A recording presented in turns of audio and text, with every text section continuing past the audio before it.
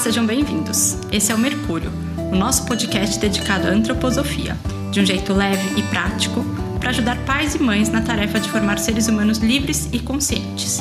Eu sou a Carla Latini e, junto com a Débora Garcia, vamos trazer conteúdos da antroposofia para acolher, trocar e gerar reflexão sobre a grande missão que é nos educar para criarmos nossas crianças como indivíduos felizes e comprometidos com um mundo melhor.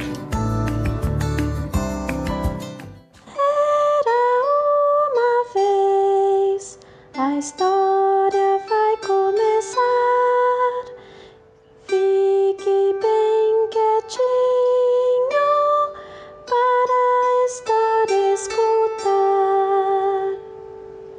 No episódio de hoje vamos falar sobre um tema que para a antroposofia é super importante, a dentição da criança e o seu significado. Muitas vezes os pais e mães acabam passando batido, achando que temos que simplesmente levar os nossos filhos no dentista de X em X tempo. Mas a antroposofia propõe um olhar mais abrangente sobre a dentição, que vai além da saúde bucal tradicional. A chegada dos dentes, o formato dos dentes, a mordida, podem dizer muito sobre a personalidade e sobre o estado físico e emocional da criança. Então hoje, por isso, nós trouxemos a doutora Ana Paula Brunheira para contar um pouco mais sobre a história por trás do sorriso dos nossos pequenos. A doutora Ana Paula é ex-aluna Waldorf, graduada pela Unicamp com mestrado em Laser Oral Applications pela University of Liège. Ela tem 2 consultórios aqui em São Paulo. Um fica lá nos Jardins e o outro, que é esse que a gente está aqui gravando, fica no Alto da Boa Vista. Os 2 consultórios dela são multidisciplinares e preconizam a odontologia integrativa. Além dela já ter encantado os nossos filhos com uma consulta sua, que é um capítulo à parte, né, Débora? Mas a gente vai falar um pouco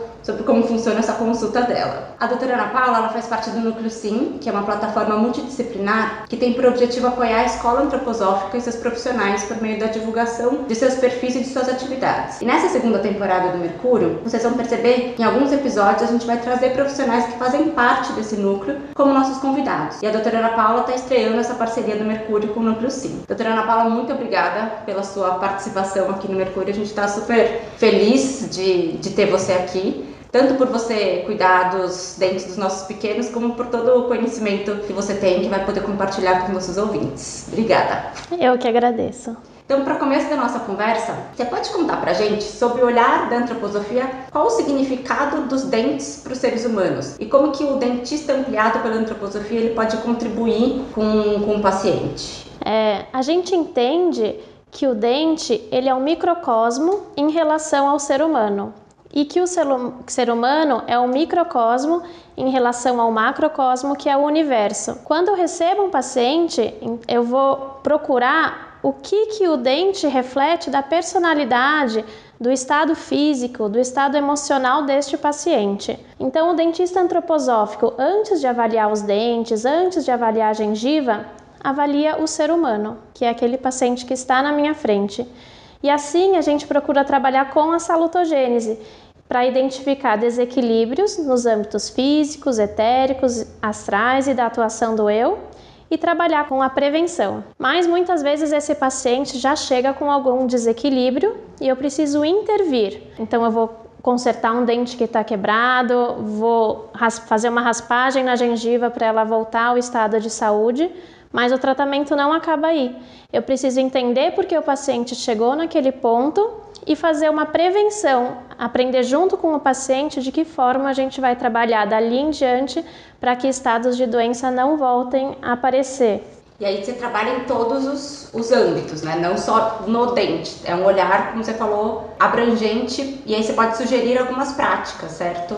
Sim, porque a saúde não está só em eu ter a gengiva sangrante ou não. Está se eu respiro bem, se eu me alimento bem, se eu tenho um metabolismo ativo, se eu preciso então fazer, de repente, aulas de euritmia ou práticas esportivas, ou se eu não tenho um ritmo cotidiano, eu preciso fazer um processo mais de contração, de delimitar horários para se alimentar, horários para fazer escovação, tempos de escovação dental.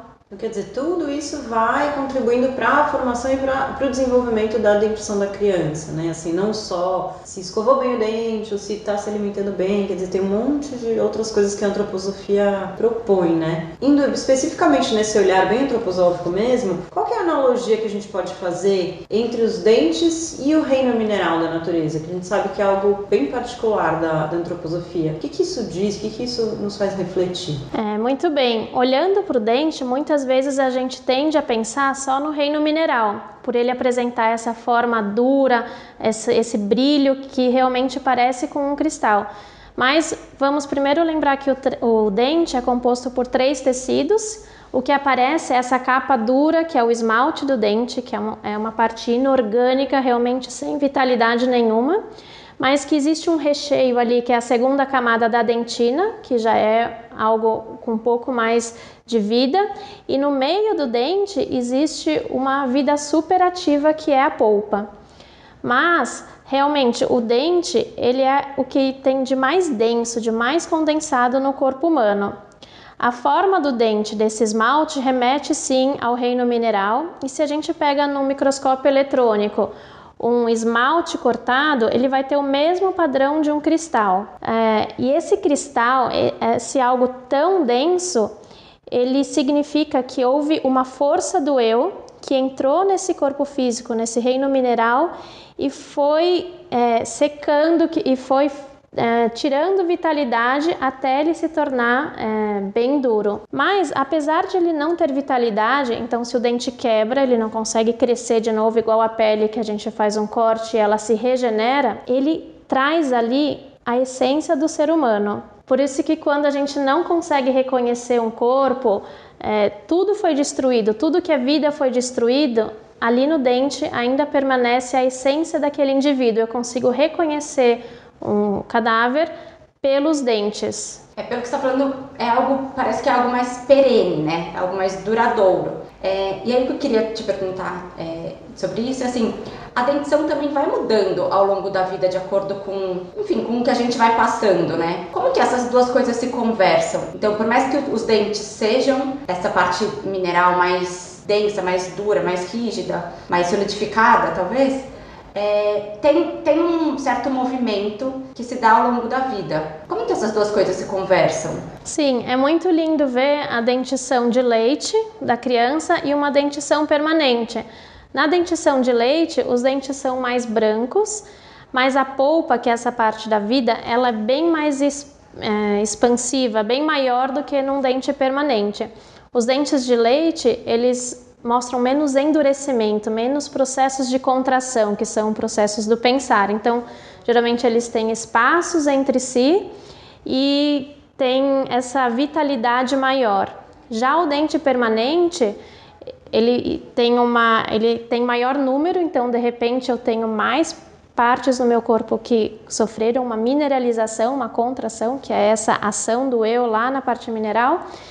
E eles são juntinhos, né? Não existem espaços entre esses dentes, eles são grandes, mais amarelados, mostrando mesmo algo bem mineral. E assim, a gente já está falando de odontologia, de saúde bucal, a gente já pensa em dente, né? Mas começa antes, né? A gente pode dizer que esse cuidado, essa preocupação dos pais e das mães com a saúde bucal das crianças e dos bebês precisa começar lá atrás, né? Quando que é esse momento? O momento da gente se preocupar com a dentição da criança é no momento da gestação, já que o germe do dente de leite é formado nessa fase. Então a qualidade alimentar, o sono, o ambiente em que a mãe vive vão sim influenciar na formação da dentição. A gente fala que a mãe ainda divide o corpo etérico, a sua vitalidade, as suas defesas, com a criança até os 7 anos.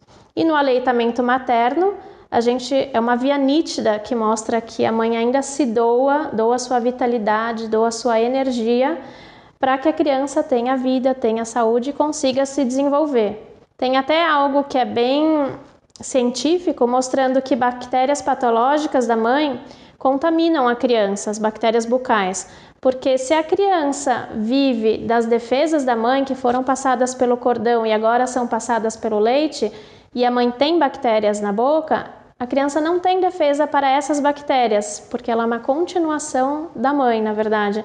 Então, é bem importante que a mãe também tenha uma correta higienização, que passe por consultas periódicas, que esteja com saúde bucal, para assim proporcionar ao seu filho a saúde. Eu lembro quando eu trouxe a Lorena aqui, uma das coisas que você me falou era de eu não compartilhar a escova de dente. Por mais que é uma coisa que assim, normalmente a gente não faz, mas às vezes ela pega a minha escova brincando e põe na boca, e aí você falou e você fez exatamente essa explicação. Então, foi uma das coisas que eu mudei depois de passar por aqui. Sim, é importante tanto a escova como também o soprinho na colher, ou ver se a comida está quente ou não, porque acaba tendo contato direto com a saliva da mãe, e se você tem uma bactéria, o seu filho, principalmente até os 6 meses, que tem essa janela da imunidade, ele não vai conseguir se defender a essas bactérias. E é uma coisa tão corriqueira que a gente faz, né? Tão habitual. Tão natural, né?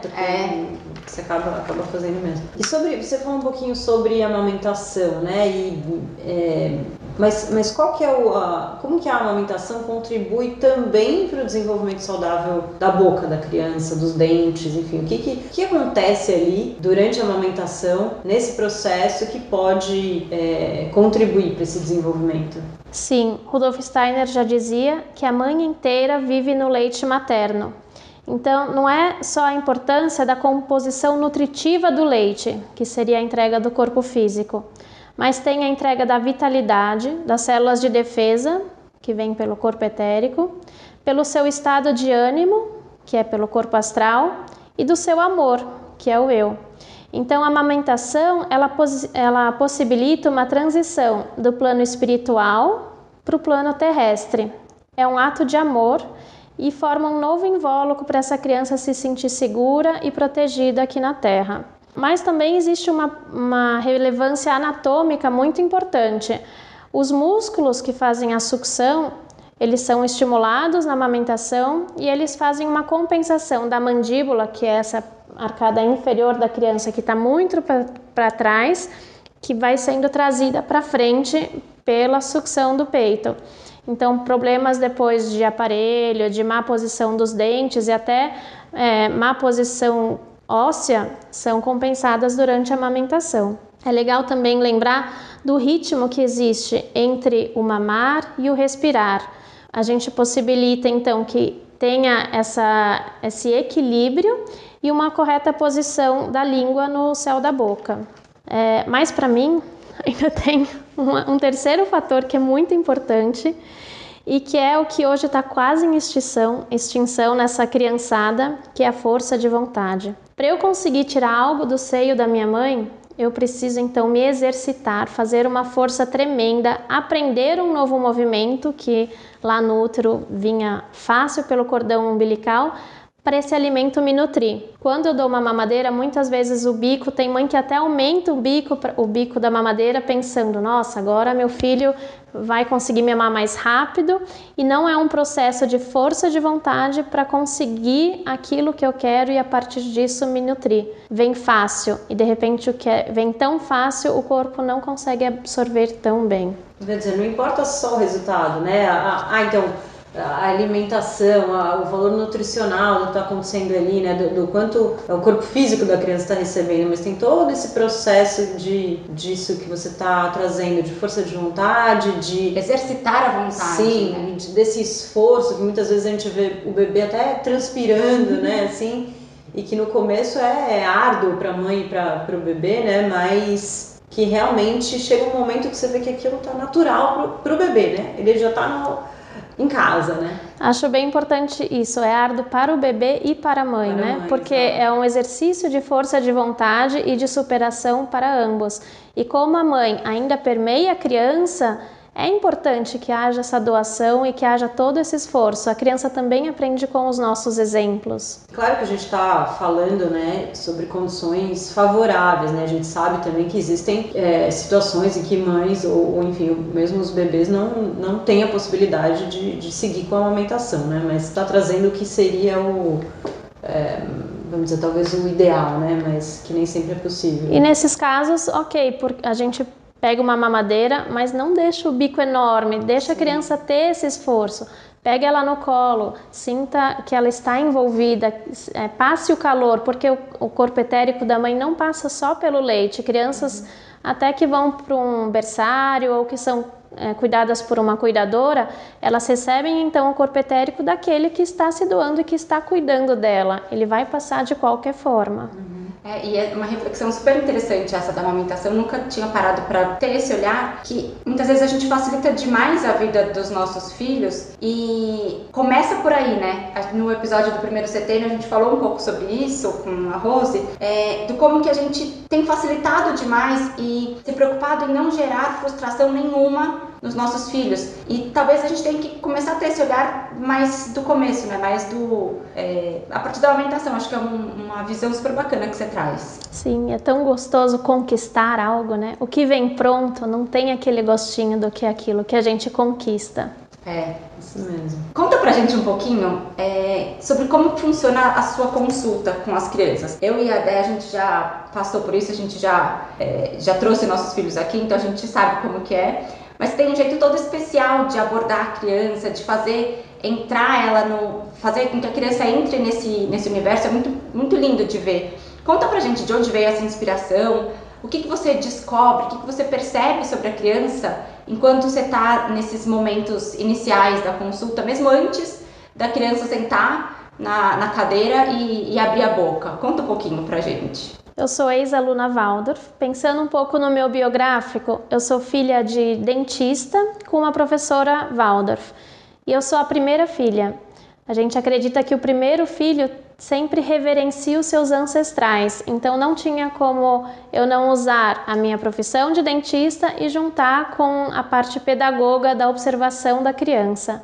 Essa observação começa na recepção antes mesmo de eu olhar a ficha de anamnese. Observar a relação da criança com a mãe, com o pai, a forma que ela anda, o seu olhar, a sua respiração. Para trazê-la para o meu consultório, eu uso reino mineral com pedras preciosas escondidas, que é uma característica que eu quero que fique marcada nela. Procuramos as pedras preciosas pelo jardim. Eu sempre vou colocar uma pedra mais escondida ou uma pedra um pouco mais alta, para conseguir também entender a força de vontade dessa criança, o quanto ela se dispõe a conseguir completar aquilo que a gente está vivendo ali.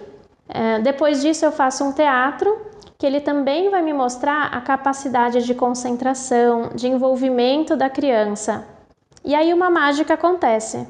Quando a criança senta na minha cadeira, praticamente eu já enxerguei o que ela vai apresentar na boca. Eu já enxerguei a anatomia dos dentes, eu já observei a disposição dos dentes, o tipo de respiração. E eu acho que é muito, pra mim, falando da minha experiência, foi muito interessante ver no final da consulta, então depois disso tudo, a minha filha sentou na cadeira e aí chegou uma hora que eu olhei e falei, nossa, não é possível, né? Porque tava com o motor o sugador de um lado, o não sei o que do outro lado, o espelho de um lado, ela com a boca aberta, assim, sem uma tela, sem nada acontecendo que tirasse ela daquele momento presente. Então ela sabia o que ela estava fazendo. E já faz um tempo que a gente veio e até hoje ela fala... Eu falei pra ela hoje que a gente vinha gravar e tal, eu falei que vinha gravar com a doutora dela, ela ficou toda feliz que vinha com a doutora, porque ela sempre relembra. Então assim, foi uma experiência que ela conseguiu viver e viver de forma presente, assim. Então, é muito diferente de outros que a gente vê mesmo, que a criança chega, muitas vezes já vai direto para uma tela e a criança fica ali com a boca aberta, porque acaba saindo mesmo do corpo praticamente. Fica ali com a boca aberta numa tela e o dentista faz ali o trabalho dele. Então, para mim, o que foi mais interessante dessa consulta foi ela poder viver o momento, entender e saber da importância. E acho que a partir dali ela também começou de uma forma diferente, interagir com essa questão de escovar os dentes, como fazer, por que fazer. Acho que não de uma forma racional, mas acho que a experiência trouxe para ela algumas outras sensibilidades que foram levadas para casa. Tem um lance vivencial mesmo, né? Você trouxe, muitas vezes a gente leva em um consultório e é direto na tela e tal. Para mim é essa grande diferença em que a criança participa do processo, vivencia, né? Sabe que é algo que está acontecendo com ela, quando que num outro modelo, de repente, a ideia é distraí-la totalmente para que ela abra a boca e eu consiga resolver o que eu preciso fazer ali, né? Então eu achei bem bonito isso de a criança realmente se envolver e na verdade sentar na cadeira do dentista é o final da história, né? Tem todo esse processo, foi uma experiência mesmo. O Benjamin também saiu daqui falando, eu vou ficar com saudade desse lugar. Isso mostra também, eu acho que a importância da gente colocar a criança no centro, é algo que a gente tá proporcionando a ela, né? Então a ideia é que ela também participe daquilo, né? Pelo menos foi como as mães entenderam a consulta, né? Eu acho que realmente tem duas questões aí que na nossa sociedade a gente sempre quer tomar um antidepressivo ou esquecer, em vez de enfrentar o que a gente vive, tentar bloquear, meio que um pão e circo. E a outra questão é que a criança, ela entende o que ela vive. E isso eu trago da pedagogia. Não adianta eu falar, se você não escovar os dentes, o bicho come seu dente vai ficar podre. Falar. Mas no momento que eu faço ela vivenciar ou entender a importância de um cristal, de uma forma que o dente deve seguir, cantar uma música, isso fica dentro dela.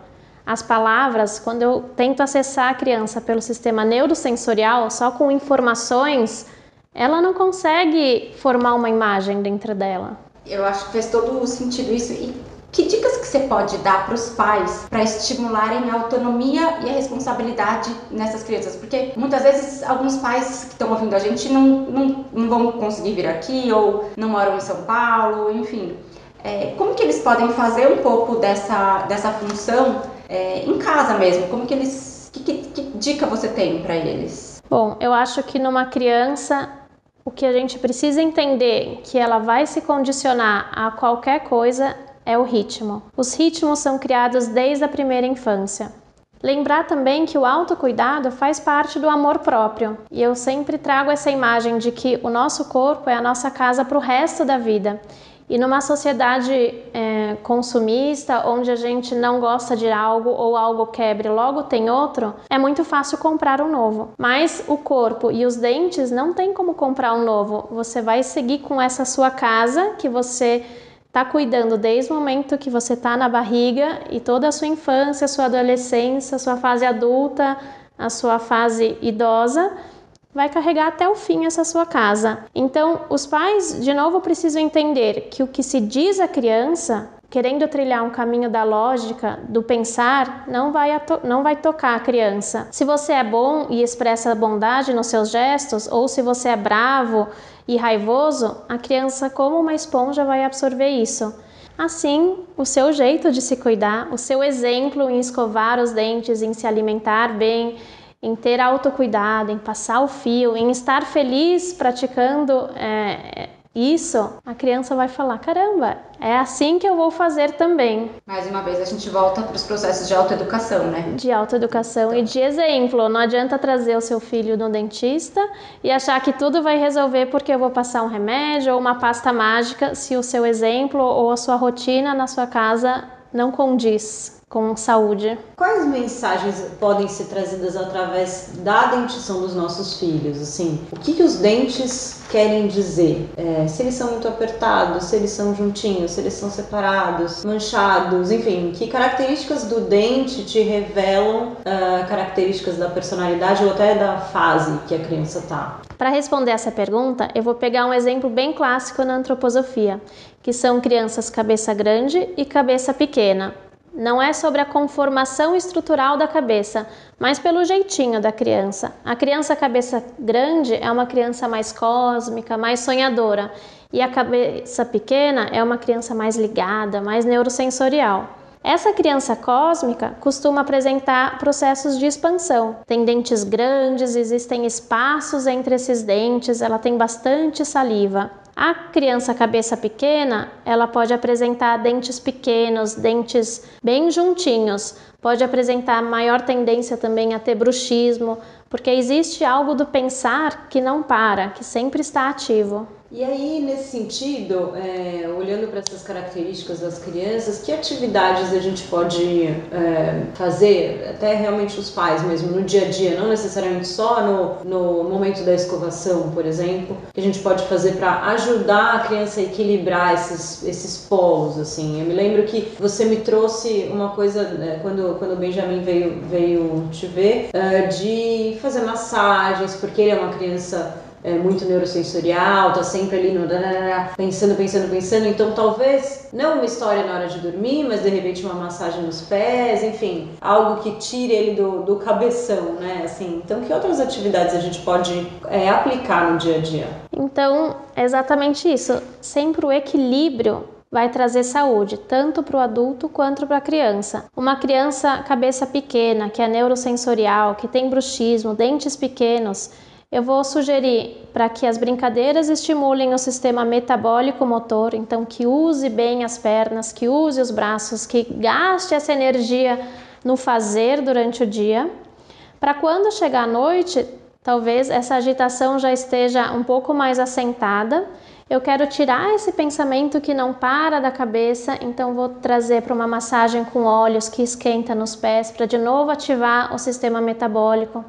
Talvez um escalda-pé, ela pode ser também encaminhada para uma terapia artística, ou a própria mãe pode fazer aquarela em casa, que é algo que usa mais a imaginação, que eu não consigo ter limites retos, onde as cores vão se misturando e assim eu não tenho uma lógica, eu não tenho um pensamento já endurecido sobre isso. Ela pode fazer argila, euritmia, que também vai ativar o corpo etérico e vai ativar esse movimento. Mostrar para os pais que o excesso de eletrônico, a falta de sono, vai influenciar sim na saúde bucal. E você tem visto mais crianças nesse perfil recentemente, nos últimos tempos? Tem sido uma tendência maior? Sim, é uma grande discussão na antroposofia, até que porque a gente acredita que aos 7 anos a criança está pronta para esses estímulos neurosensoriais, que seria essa parte que ela fica bem protegida, vivendo no mundo etérico, mundo de fantasia, onde esse é um mundo o mundo é bom, tudo acontece dentro de uma harmonia, para aos 7 anos o corpo já está bem formado, os órgãos estão maturados, ok, agora eu insiro o pensar nessa criança. Mas lógico que o mundo vai evoluindo e a gente precisa entender como trazer saúde para as crianças sem se perder nesse mundo cheio de informações. E eu vejo uma troca de dentes em crianças de 4 anos, de 5 anos, que pode sim estar muito ligada a essa precocidade na alfabetização, precocidade no mundo intelectual. Uma troca natural de dentes, você tem visto? Porque eu conheço alguns casos de que os dentes, não sei se estão ficando mais frágeis, não sei o que acontece, que com uma batidinha os dentes, algum dente cai por volta dessa idade. E é uma coisa que eu não via com tanta frequência antes. Não sei se pode ser esse excesso do pensar antes dos 7 anos que está fazendo com que esses dentes não se fixem, enfim, não cumpram a função daquele primeiro setênio e está antecipando um pouco isso. Faz sentido? O que eu tenho visto na odontologia, que até na época da faculdade era uma doença que a gente nem estudava porque não existia, isso que eu me formei há 10 anos, então não é uma diferença de tempo tão grande, são dentes com má formação, dentes que não conseguem se endurecer. Isso é para se pensar. Mas as quedas e esse bater o dente e acabar perdendo o dente, eu vejo em muitas crianças. O que acontece é a perda natural dos dentes mesmo. De com 4 anos o dente amolece e o dente permanente já está ali querendo ganhar o mundo, quando o dente permanente é algo da individualidade, do amadurecimento neurosensorial da criança, que precisaria estar dormindo nessa fase. E o que significa então essa troca dos dentes, né, que a gente estava falando? Qual que é o significado? A vinda de cada dente está ligado a um momento muito especial da vida da criança. Então, se eu for pensar nos dentes de leite ainda, os incisivos inferiores, que são os primeiros dentes a aparecer, eles nascem em torno de 6 meses, que é quando a criança consegue ganhar a primeira dimensão vertical, ela consegue sentar. Os dentes superiores aparecem em torno de 1 ano e eles se tocam quando a criança consegue ficar em pé. E a troca da dentição não foge disso também, tem algo que é muito especial. Pensamos que a dentição de leite traz aquilo que foi formado quando a criança estava no útero. Então é algo genético, é algo dos pais, algo mais do passado. A dentição permanente, no momento que a criança nasce, a gente consegue já ver a formação do folículo do dente permanente. Então é uma impressão dela nessa encarnação. Até os 7 anos eu preciso de forças etéricas, que são essas forças da vitalidade, para construir o meu corpo. Quando o meu corpo está bem formado, meu pulmão já maturou, eu tive um estirão de crescimento grande, pronto, que mágico! Essas forças etéricas são liberadas para as forças do pensar e assim o meu dente fica mole e eu começo a poder estimular esse sistema neurosensorial e construir agora algo que é meu com 7 anos, que é a dentição permanente. O Rudolf Steiner fala que as forças utilizadas para o pensar são as mesmas forças que formam os dentes. E se uma criança está trocando os dentes muito cedo, a gente pode pensar que ocorreu uma intelectualização precoce ou estímulos neurosensoriais precoces. A gente queria que você entrasse um pouco nas intervenções também, nas intervenções da odontologia, enfim, que muitas vezes são necessárias e que estão aí também para contribuir, enfim, para ajudar, né, nesse desenvolvimento saudável. Queria que você falasse um pouco sobre o uso do aparelho, quando ele é necessário, quando ele não é necessário, quais os benefícios, enfim, como que é isso e qual é o impacto disso nas crianças pequenas, qual que é o melhor momento de pensar nisso, quando que a gente pode deixar que isso flua mais naturalmente, enfim. Sim, o aparelho hoje em dia é quase inevitável para a maioria das crianças. Eu sempre opto pela ortopedia funcional dos maxilares, então entendendo que a criança está em fase de crescimento, eu consigo preparar o terreno, eu consigo fazer uma expansão da maxila ou uma expansão da mandíbula para que os dentes permanentes depois consigam se encaixar e que todos fiquem no arco harmonicamente. Eu acho bem interessante que a maioria das crianças hoje em dia precisam de aparelhos para expansão. Então existe um processo de contração, de endurecimento, de fechamento que não permite que todos os dentes se encaixem no arco. Quando essa discrepância óssea não é enorme, que eu preciso fazer uma intervenção logo que a criança é menor, eu gosto de colocar o aparelho após a alfabetização. Eu penso que no primeiro ano essa criança precisa usar o falar, precisa pronunciar de forma correta todas as letras para ela até entender aquilo que a professora passa e no momento que ela tem aquela batatona na boca, vai impossibilitar a posição correta da língua. Não sei se ela já tem muito conteúdo ali para ser assimilado. Então a partir do 2º ano, quando a criança está na dentição mista, uns 8, 9 anos, eu gosto de colocar esse aparelho que é o ortopédico. A criança vai ficar de 6 meses a 1 ano com esse aparelho, fazer expansões ósseas ou corrigir mordidas cruzadas que sejam necessárias. E depois, no futuro, quando ela estiver lá com todos os dentes permanentes, no 8º ano talvez, a gente pense em colocar o aparelho fixo para poder fazer algum alinhamento que seja necessário. O aparelho ortopédico qual que é? É o móvel? É o aparelho móvel. Ela usa só por um período e aí depois que todos os dentes já chegaram de vez, que daí ela colocaria um outro tipo de aparelho.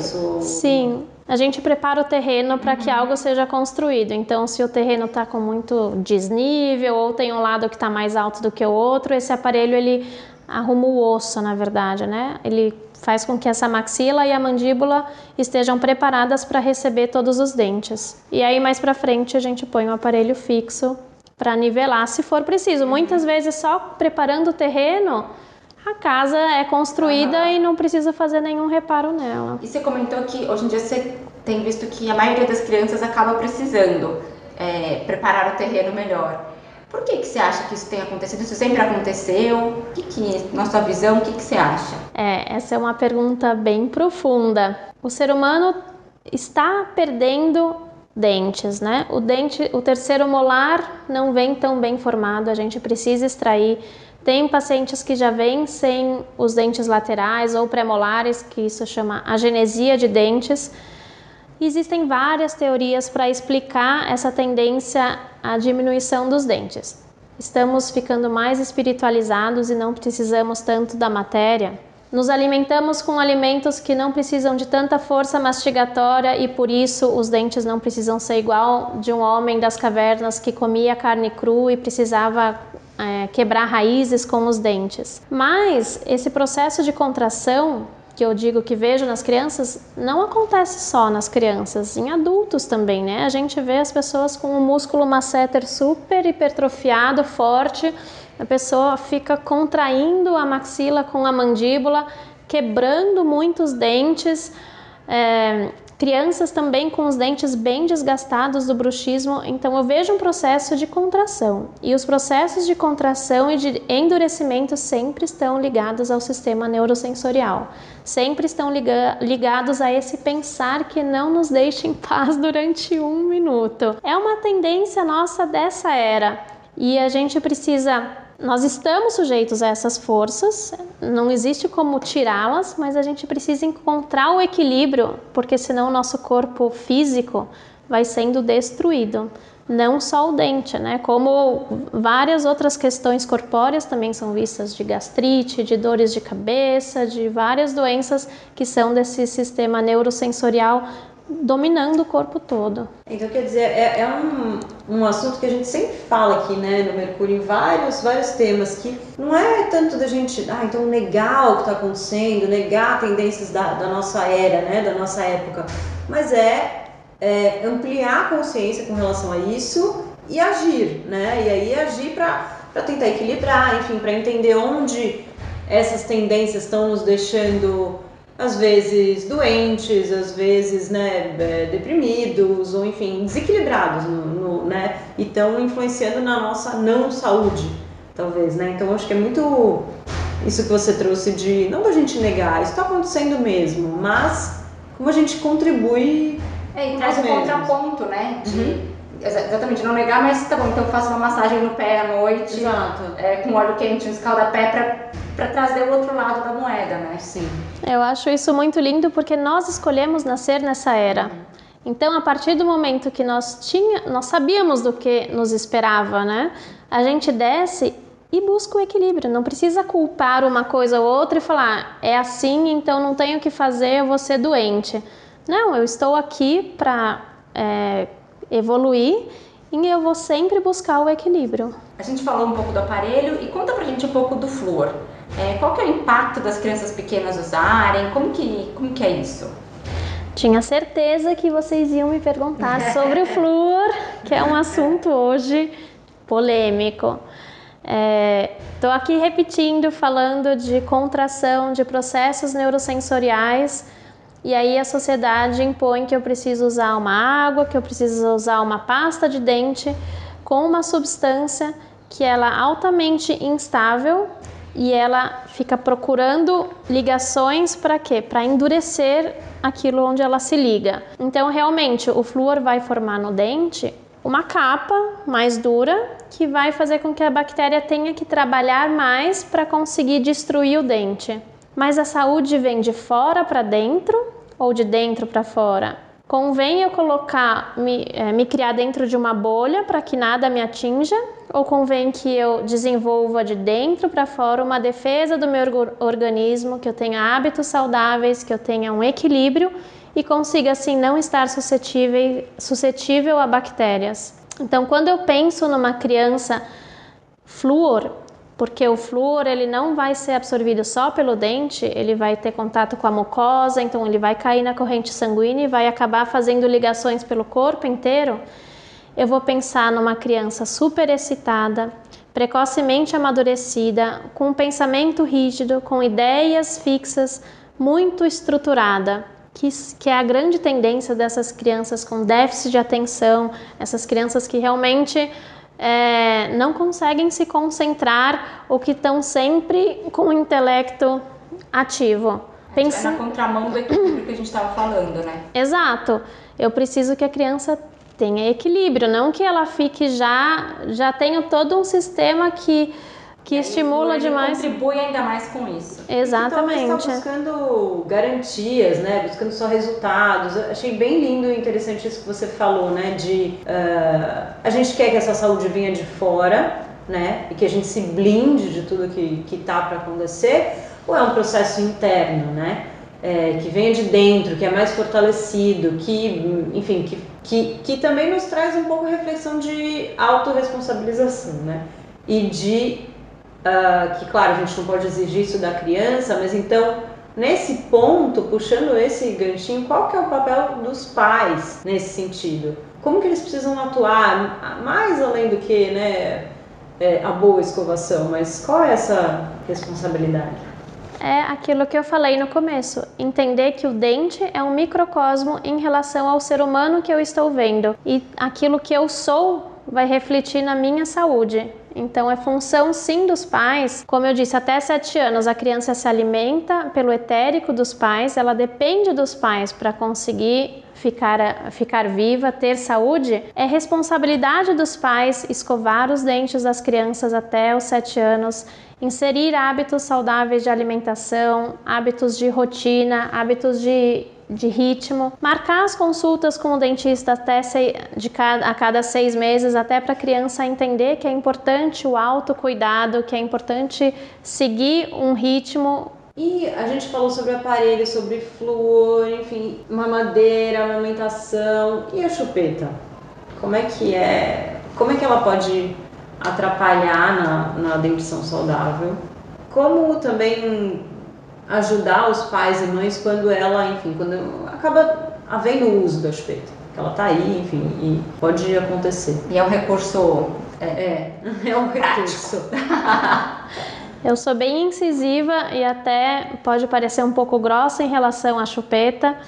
Eu digo que a chupeta pode ser o cigarro de amanhã. Então, essa sensação da criança de eu estou satisfeita na hora que eu recebo a minha chupeta e algum prazer percorre o meu corpo e assim eu fico quieta e assim eu estou bem, também pode ser dada pelo açúcar ou na adolescência por drogas ou pelo cigarro ou pela bebida alcoólica.